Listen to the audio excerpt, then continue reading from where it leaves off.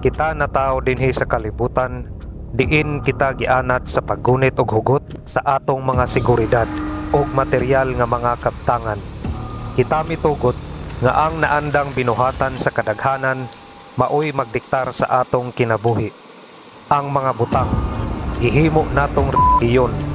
Ang mga idolo nga atong ginasimba mao ang makaangkon og daghang kwarta, nindot nga balay og sakyanan, mga bisyo, bestida ug uban pa.